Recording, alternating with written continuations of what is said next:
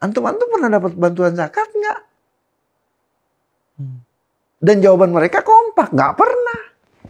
Nah sekarang pertanyaan, lalu dana mualaf itu dikemanakan? Berapa sih perolehan zakat kita per tahun? Terendah. Perolehan zakat itu saya pernah dapatkan itu 1,3 triliun. Sekarang saya tanya, pernah dapat penyaluran zakat belum dari pengelola amil zakat ini? Lembaga zakat manapun? Iya. Mereka belum. Sama sekali? Sama sekali. Mualaf itu mendapatkan berhak menerima zakatnya itu adalah 12,5%. Ustadz Anwar merasa di Majelis Sunda Kelapa sendiri ini belum pernah mendapatkan? Loh, Sunda Kelapa itu sudah 19.000 loh mualaf di sini. Selamat datang di Rukun Podcast.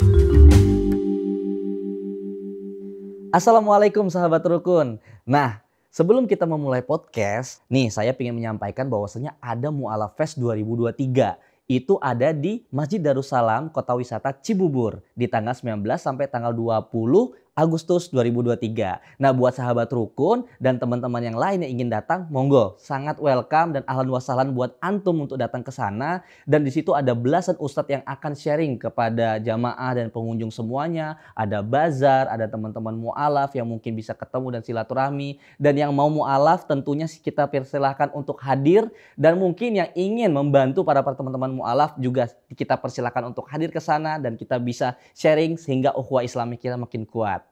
Masya Allah, Assalamualaikum warahmatullahi wabarakatuh. Ini yang memang sedikit menjadi keprihatinan buat saya. Dan itu sudah lama saya sangat prihatin dengan itu. Apa namanya, tunggu saya lagi nyari bahasa yang lebih baik. Ini prihatinnya kenapa nih Ustadz? Ini penasaran nih sahabat Rukun ini Ustadz. Kenapa Ustadz? Ada prihatinnya kenapa Ustadz? Belum mendapatkan perlakuan yang adil itu. Kepada mu'alafnya tidak mendapatkan mu'alaf itu sendiri. Oke. Tidak adil seperti apa Ustadz? Itu yang menjadi pertanyaan sih sebenarnya. Contoh begini, coba kita bukalah di media informasi gitu ya, di data berapa sih perolehan zakat kita per tahun? Oke, maksudnya di Jakarta, di Indonesia? Jakarta, kita contohlah kasus Jakarta. Terendah. Perolehan zakat itu saya pernah dapatkan itu 1,3 triliun. Per tahun. 1,3 triliun. Per tahun. Kita searching langsung aja nih Ustadz. Itu terendah. Terendah ya Ustadz ya? Kalau yang tertinggi bisa sampai 20 triliun kan.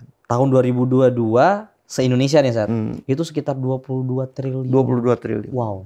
Mu'alaf itu mendapatkan berhak menerima zakatnya itu adalah 12,5%. Kan? 12,5% itu khusus untuk mu'alaf aja? Untuk mu'alaf. Oke. Kan ada 8 asnaf. Yang berhak menerima zakat 8 asnaf. 100 dibagi pembagian 8 itu 12,5 dibagi berarti? 8. Oke. 12,5% kan? Nah kalau 1,3 triliun kali 12,5% itu dapat berapa? Wah, masih ada miliaran itu sih. Iya kan? Masih dapat ratusan miliar. Masih dapat 125 miliar masih bisa dapat kan? Iya. Ya kan? Per tahun. Sekarang coba berapa pembina mu'alaf di Jakarta? Wah, seperti nggak banyak. Paling yang katakanlah kalau misalnya yang besar-besar nih kayak salah satunya Sunda Kelapa terbesar kan. Ada Pondok Indah, ada Al Azhar, ada Islamic Center, ada Karim Oy, ada PT, ada Mu'alaf Center Indonesia kan. Ada berapa? Paling ada puluhan. Bisa terhitung jari. Kalau misalnya 125 miliar dibagikan kepada mereka secara adil, mereka pasti bisa melakukan hal yang lebih baik untuk pembinaan, kemudian pendampingan, untuk advokasi, bantuan secara ekonomi, bantu mereka yang seperti yang kita ceritakan tadi yang masih itu tidak dapat mendapatkan perlakuan. Gini, ini pengalaman. Pengalaman antum nih. Pengalaman. Ini belum pernah di-share ini Ustaz? Belum. Pernah sih. Maksudnya secara di YouTube segala macam? Belum ya. Dulu saya pernah diundang ke kantor gubernuran. Oke. Zamannya Pak Fauzi Bowo dulu. 2011, 2010-an ya. Para pembina mu'alaf seluruh Jakarta. Oke. Tujuannya? Ya untuk denger aja kelas kesah mereka, apa tantangan mereka. Dan bersyukurnya adalah juga hadir sebagai pembicara itu dari mewakili salah satu pengelola amil zakat DKI. Waktu itu saya bicara, ya pertanyaan saya sangat sederhana. Pertanyaan saya justru kepada para pembina mualaf. Saya bilang kepada para pembina-pembina mualaf, sudah berapa tahun Anda membina mualaf? Mereka bilang ada yang sudah tahunan, ada yang juga baru memulai, gitu kan? Lalu saya tanya, sudah berapa mualaf yang Anda bina? Ada yang mereka ada yang udah puluhan, ada ratusan, bahkan sudah ada yang ribuan. Sekarang saya tanya, pernah dapat penyaluran zakat belum dari pengelola amil zakat ini? Lembaga zakat manapun? Iya. Mereka belum. Sama sekali? Sama sekali. Dulu saya pernah diundang ke kantor gubernuran. Oke. Zamannya Pak Fauzi Bowo dulu. 2011, 2010-an ya. Nah waktu itu dihadirkan tuh sama Pemda DKI itu para pembina-pembina mualaf seluruh Jakarta. Oke, tujuannya? Ya untuk denger aja kelah kesah mereka, apa tantangan mereka. Dan bersyukurnya adalah juga hadir sebagai pembicara itu dari mewakili salah satu pengelola amil zakat DKI. Waktu itu saya bicara, ya pertanyaan saya sangat sederhana. Pertanyaan saya justru kepada para pembina mualaf. Saya bilang kepada para pembina-pembina mualaf, sudah berapa tahun Anda membina mualaf? Mereka bilang ada yang sudah tahunan, ada yang juga baru memulai, gitu kan? Lalu saya tanya, sudah berapa mualaf yang Anda bina? Ada yang mereka ada yang udah puluhan, ada ratusan, bahkan sudah ada yang ribuan. Sekarang saya tanya, pernah dapat penyaluran zakat belum dari pengelola amil zakat ini? Lembaga zakat manapun? Iya. Mereka belum. Sama sekali? Sama sekali. Oke, itu di 2010-2011 tidak mendapatkan? Iya. Maksudnya kalau sekarang? Iya, sampai sekarang kalau contoh. Artinya Ustadz Anwar merasa di Majelis Sunda Kelapa sendiri ini belum pernah mendapatkan? Loh, Sunda Kelapa itu sudah 19.000 loh mualaf di sini. Oke, nah itu Masya Allah luar biasa banyak. Tapi tidak ada sama sekali. Dari saya mendengar ini dari para senior saya, dari para ini. Apakah pernah kita dapat bantuan dari pengelola amil zakat yang banyak kan? Kalau kita mau, dan itu besar-besar itu. Itu saya nggak mau sebut nama. Iya, karena mungkin lebih baik banyak untuk banget kan ya, secara umum ya. Saya bermohon begini, saya tolonglah kalau bisa misalnya kasihlah kayak semacam dana rutin untuk operasional mereka. Ya karena memang itu hak dari teman-teman mualaf. Fair loh itu, adil loh mereka. Karena mereka kan mengambil mengambil zakat dari para muzaki. Tapi dalam segi penyaluran kita nggak tahu gimana gitu. Atau kan? Mungkin Ustadz itu disalurkan. Nah Ustadznya mungkin nggak tahu. Tapi aneh juga sih karena Majelis Sunda Kelapa yang besar ini dan sangat di ibu kota gitu itu tidak mendapatkan sama sekali. Gini loh. Faktanya bahwa ketika mereka mau masuk Islam, yang mereka cari apa? Kan Sunda Kelapa kan? Iya. Ya kan? Dan faktanya 19.000. Coba ada yang masuk Islam. Coba mereka carinya kemana? Ya ke Istiqlal kan misalnya, ke Al Azhar kan, ke Pondok Indah kan, ke Islamic Center kan, ke Mualaf Peduli kan, ke Karim Oy, ke Piti, kemana kan? Mereka masuk Islam karena mereka untuk merubah KTP itu butuh sertifikat mualaf. Betul. Lalu kemudian dari situ juga mereka mendapatkan pembinaan. Dan itu yang saya pertanyakan. Antum pernah dapat bantuan zakat nggak? Dan jawaban mereka kompak, nggak pernah. Nah sekarang pertanyaan, lalu dana mualaf itu dikemanakan? Disalurkan kemana? Kalau disalurkan secara versinya lembaga zakat tersebut? Loh, kemana? Oke, baik, kita selama ini juga tidak pernah mempertanyakan itu ya. Sementara kalau misalnya kita nih, contoh misalnya Mas Ian misalnya sebagai direktur mualaf ini, ya kan? Ini banyak banget yang harus mereka, Mas Ian. Karena ada ide Sunda Kelapa itu pengen membentuk mualaf International Mualaf Center. Ya. Kita bukan lagi bicara Indonesia, cukupnya adalah internasional. Karena ya memang di Sunda Kelapa itu 30% dari para mualaf itu dari WNA. WNA justru 30%. Ya, 30%. Jadi kalau ada 10 orang masuk Islam Sunda Kelapa itu ya 3 orang diantaranya adalah WNA. Artinya sekitar 19.000 tuh 5.000 orang Sekitar itu 5.000 orang dari WNA ada yang di semua negara sebut aja. Sebut aja negara mana yang nggak pernah datang ke Sunda Kelapa masuk Islam. Oke, dan itu banyak harus dipersiapkan, kita butuh sourcing, kemudian segala macam sistem. Nah, selama ini pendanaan dari mana berarti Ustaz? Ya, itulah keajaibannya Mas Ian itu. Dengan caranya sendiri, dengan tuh dari masjid, ada juga dari masjid. Alhamdulillah Sunda Kelapa masih tetap. Tapi ya itu tadi, untuk mensupport ya kegiatan yang lebih besar, sepertinya memang Sunda Kelapa bukan nggak sanggup ya. Iya, artinya mungkin setiap masjid tuh ada pengelolaannya sendiri, tapi yang di dipertanyakan tuh dari lembaga zakatnya gitu kan. Di Sunda Kelapa itu banyak yang harus dibiayai, banyak karena ada Rizka, ada Majelis Ta'lim Ibu-ibu, ada semua itu kan butuh asupan dana juga. Nggak bisa fokus kepada mualaf saja. Nah, sementara ada agenda, ada program, ada kegiatan yang diharapkan bisa dilakukan untuk bisa lebih besar dilakukan. Nah, itu butuh anggaran dana. Ada khusus misalnya datang ada sebuah lembaga pengumpul zakat misalnya datang ke sini. Pengumpul zakat apapun. Apapun. Maksudnya nih kategori pemerintah nih misalnya kan punya lembaga zakat yang resmi dan langsung dari pemerintah nggak ada? Nah, Anda khusus datang ke mereka. Nih ada uang anggaran yang kita alokasikan untuk Sunda Kelapa misalnya untuk mualaf tolong nih.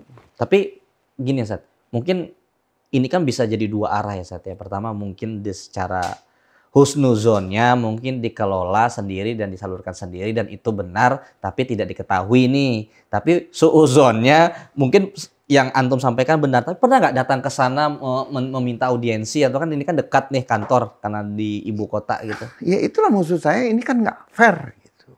Kita yang berdarah-darah, kita yang di sini luar biasa bagaimana perjuangannya menghadapi dengan kita yang melakukan advokasi, kita yang melakukan pembinaan, kita yang melakukan banyak hal untuk para mualaf gitu kan. Oh ya Ustaz Nur sudah pernah ke lembaga tersebut belum untuk tanya? Ini salurannya kemana? Beberapa kali pernah kita ajak audiensi, tapi ya jawabannya selalu ya nanti kita pertimbangkan.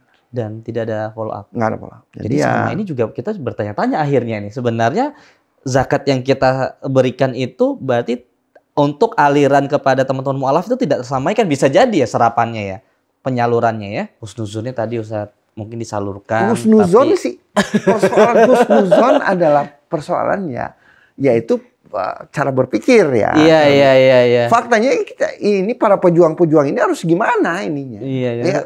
Persoalan husnuzon ya nanti kita usahakan lah itu. Ya, karena saya membayangkan yang tadi yang diantum sampaikan ada yang di pelosok-pelosok, gitu di misalnya Kohani atau Kodondi misalnya keliling segala macam itu kan benar-benar swadaya entah memang bantuan secara personal. Tadi coba bayangkan pemurtadan yang ada di Sukabumi, kita kalah. Sementara mereka hanya dengan cukup dengan Indomie, dengan ini. Kita kalah. Padahal kita kan punya dana miliaran sebenarnya kalau kita berhitung zakat ya. Iya sih. Jadi kita tadi ada triliunan loh dana itu, anggaran itu, yang kalau dihitung katakanlah kita ambil 12,5%, kita punya tahun, ya? Ratusan miliar loh. Kita punya ratusan miliar itu untuk mualaf itu. Kan kita bisa melakukan sesuatu yang lebih baik. Kita paling tidak kita bisa melakukan perlawanan. Tapi masa dengan Indomie aja kita kalah sih? Tapi kita bisa minta report kan, misalnya lembaga zakat manapun kan pasti punya transparansi dana akan alirannya kemana. Bagi saya nggak penting, transparansi nggak penting. Bagi saya auditing apa segala macam itu nggak penting. Yang penting adalah kapan kita dapat bagian. Iya, benar. Itu urusan mereka lah itu. Mereka mau. Tapi paling tidak ada sebagian yang bisa kita bisa.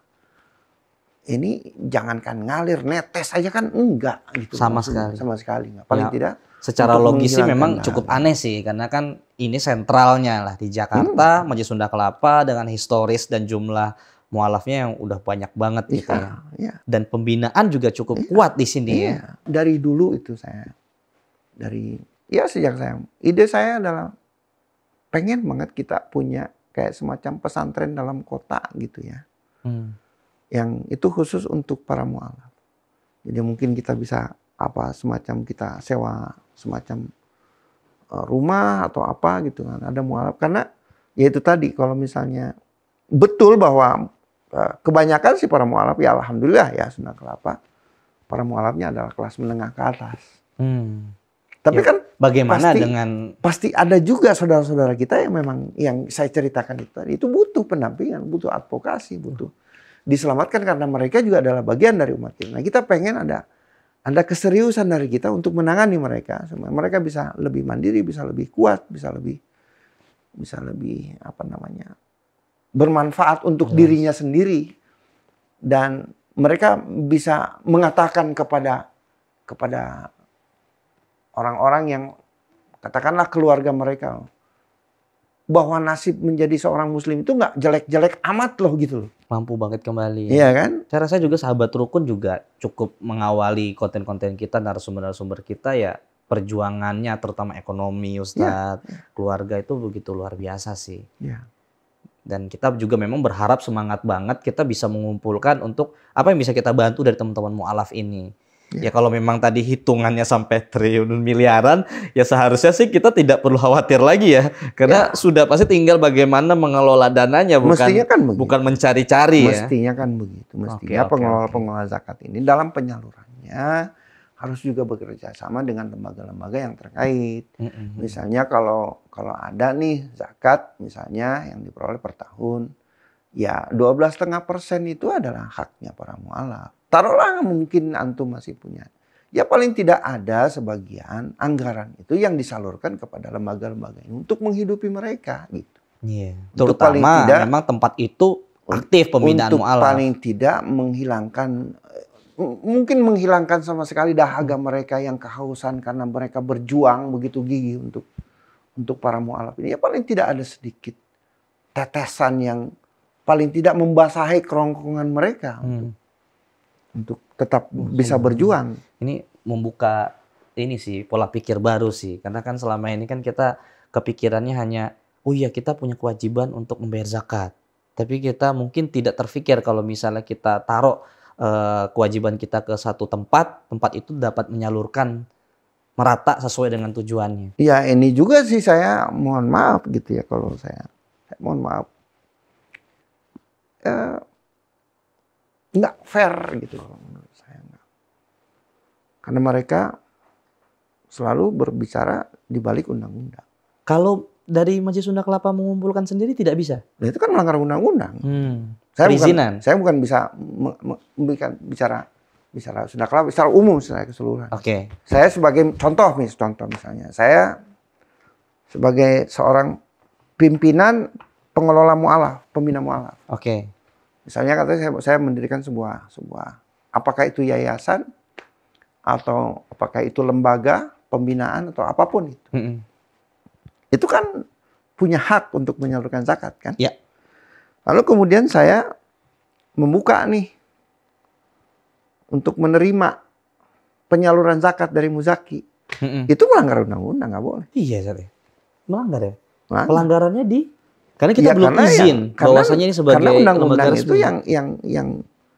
yang berhak menerima zakat itu adalah lembaga-lembaga yang sudah mendapatkan. Oke. Artinya memang negara, disalurkan kepada yang sudah berizin gitu ya. Iya, yang sudah mendapatkan izin untuk menerima zakat gitu.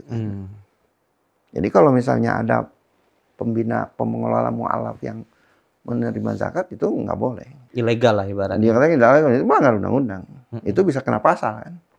Dan pada akhirnya di sini juga tidak. Nah sementara yang berdarah-darah adalah mereka kan, yang melakukan pembinaan, advokasi, keliling ke pelosok-pelosok, tapi mereka sama mengeluarkan dana sendiri. Nah sementara yang menerima zakat yang mendapatkan izin ini tidak ada komunikasi, tidak ada link, tidak ada kerjasama antara mereka yang menerima zakat dengan yang sebenarnya yang berhak menerima zakat itu. Oh, ini mungkin bisa ke depan mungkin ya saya nggak tahu apakah ini harus ada review atau apa tentang pelaksanaan dari undang-undang ini sehingga para pengumpul zakat ini harus punya kayak semacam punya link terhadap para yang sebenarnya yang berhak menerima zakat ini. Menarik.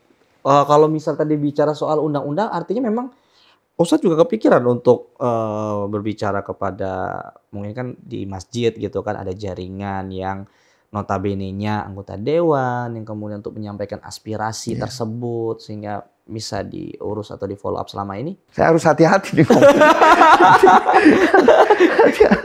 Apa bukan jalan? Masih harus tanggung jawab loh ya.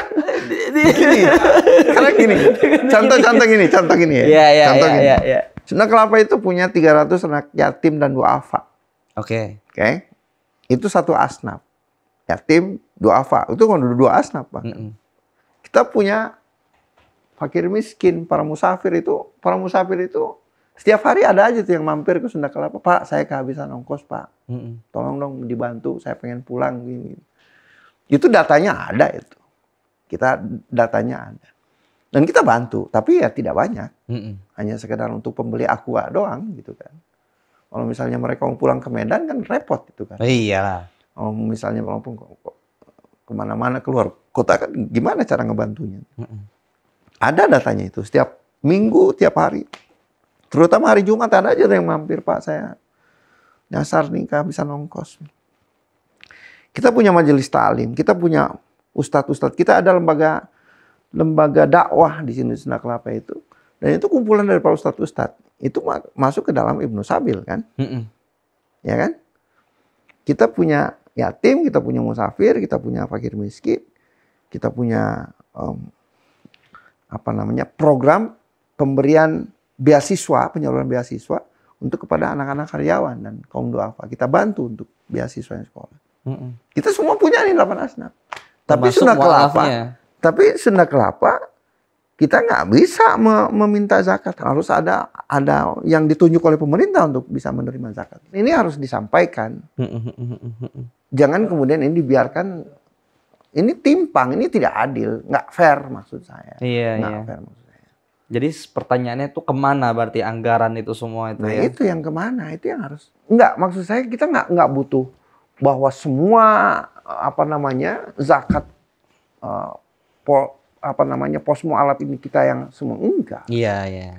Kita cuma minta ada sebagian yang disalurkan kepada lembaga-lembaga ini loh, karena mereka itu tadi, mereka yang berdarah-darah.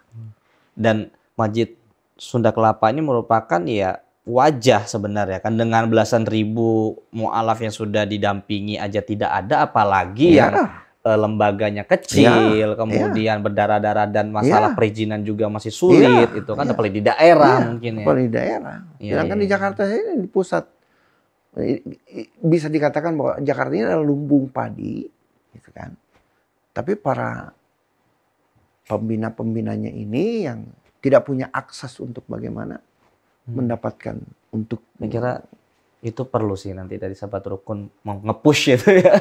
Mungkin dari lembaga zakat manapun kita bisa undang untuk di podcast. Nanti kita bisa tanya sebenarnya seperti apa gitu kan. Dan mungkin kalau misalnya ada audiensi ke depannya setelah ini. Oh dengan senang hati, dengan senang hati. Oh sangat terbuka Ustaz Anwar. Kita nggak mau lah mau. Itu kan urusan dapur mereka. Iya. Urusan. Tapi paling tidak kita hanya ini kita butuh ada rasa keadilan itu. Karena itu tadi para mu'alaf ini nggak perlu diistimewakan. Mereka nggak nuntut untuk mendapatkan perlakuan istimewa. Walaupun hak istimewa itu sudah ada dalam Al-Quran itu. Ya kan? Paling tidak ya diperlakukanlah secara adil. Hak-hak mereka harus ditunaikan dong. Iya, hak pembinaan, hak advokasi, hak mendapatkan kesetaraan. Pendampingan dan seterusnya karena mereka itu kan masih butuh asupan. Kalau istilah mereka ini bayi-bayi yang baru lahir, mereka nggak bisa jalan sendiri. Mereka harus mendapatkan pengayoman dan seterusnya. Nah siapa yang mau melakukan itu? Tidak semua orang mau. Tapi kalau misalnya dari mu'alaf sendiri yang datang ke Sunda Kelapa kan mungkin tadi kan segmentasinya ada menengah ke atas atau mungkin dari luar negeri gitu kan. Ada yang datang sini, Ustadz, atau bahkan banyak nih yang kita secara harta sudah tidak ada, kita sudah ditinggalkan, kita sudah tidak punya apa-apa. Bisa nggak dari masjid misalnya yang bisa membantu kami gitu? Banyak itu, Ustaz. Ada. Ya kita bantu. Nah itu yang seharusnya menjadi bagian yang harus dibantu. Tentu dengan dana yang terbatas, anggaran yang terbatas, kita tetap membantu mereka. Cuma itu tadi lagi jauh dari rasa jauh dari cukup. Hanya sekedar membasahi tenggorokan ya oke lah kita bantu. Tapi bagaimana untuk supaya mereka bisa lebih kuat kalau kita menanam benih itu kan butuh keseriusan supaya benih itu tumbuh bisa menjadi pohon menghasilkan buah, ya kan? Apa yang kita butuhkan ya butuh pupuk, butuh pengairan, butuh anti hama. Iya, realistis lah seperti itu ya. Butuh pagar, butuh apa? Itu pertumbuhan. Nah, para mualaf juga begitu. Ya kan? Para mualaf itu ya supaya membentengi iman mereka kan luar biasa itu. Iya. Luar biasa itu membentengi iman. Jangan sampai kemudian kita merawat enggak, ya kan? Malah mengabaikan juga dan yang lebih parah lagi bahkan kita menzolimi mereka dengan tidak memberikan hak, dengan tidak memberikan hak-hak mereka. Ya, paling tidak kita harus bisa berlaku adil lah kepada mereka. Kita itu yang maksud siapa? Ya itu pengelola zakat itu berlaku adil lah. Kita ya Ustaz ya. Kita itu siapa ya kita? Ya kalau semacam kita saya antum. Iya. Semua yang hadir di sini kita peduli, tapi kan kita hanya sekedar peduli, nggak bisa berbuat apa-apa. Berdarah-darah juga Ustaz. Iya kan? Hanya berdarah-darah. Ya. Kita iya kan? ya ingin mendapatkan ridho lah dari Allah. Iya kan? Iya. Tapi masalah yang apa namanya yang bisa membuat perjuangan ini lebih berhasil gitu kan, lebih memiliki energi ya. Mau tidak mau kita harus berbicara tentang itu. Bukankah dalam Al-Qur'an dikatakan bahwa ara'aital ladzi yukadzibu biddin. Tahukah kamu orang-orang yang mendustakan agama? Siapa itu mereka? Mereka yang menghardik anak yatim dan tidak menyuruhkan untuk memberikan makan kepada fakir miskin. Itu disebut pendusta agama. Nah sekarang bagaimana yang mengkhianati itu? Wah, itu jadi PR Sobat Rukun. Saya tidak mau menjawab. Masya Allah. Bagaimana? Nah, sekarang menghardik saja, tidak menganjurkan saja sudah dikategorikan sebagai pendusta agama. Bagaimana dengan mereka yang tidak amanah? Apalagi bicara uang ya, bahaya banget. Loh, itu apa itu? Bukankah di dalam Al-Quran dikatakan bahwa barang siapa yang memakan harta anak yatim itu termasuk apa? Hak-hak anak yatim dari zakat itu. Ya kan? Yang memakan itu seperti dia memasukkan api neraka ke dalam perutnya. Ya, di dunia mungkin mereka bisa berdalih dengan dalil, dengan apa segala macam. Tapi apakah Anda bisa bertanggung jawab nanti di kemudian hari? Anda punya tanggung jawab, punya amanah loh itu. Jelas. Iya kan? Nah, itu bertahun-tahun buat kita mengevaluasikan diri bahwasanya itu tanggung jawab amanah luar biasa untuk menyalurkan. Loh, iya. Insya Allah. Nah itu bisa nanti kita Ustadz, kita push untuk bagaimana kita bisa berkomunikasi sama mungkin lembaga zakat, kita bisa tanyakan, atau mungkin kalau misalnya dari lembaga zakat mau untuk, yaudah kita ketemu sama Anwar mungkin segala macam itu. Oh, dengan senang hati. Dengan senang hati ya Ustadz ya. Tetapi pengalaman saya ya itu susah ketemu dengan mereka. Siap.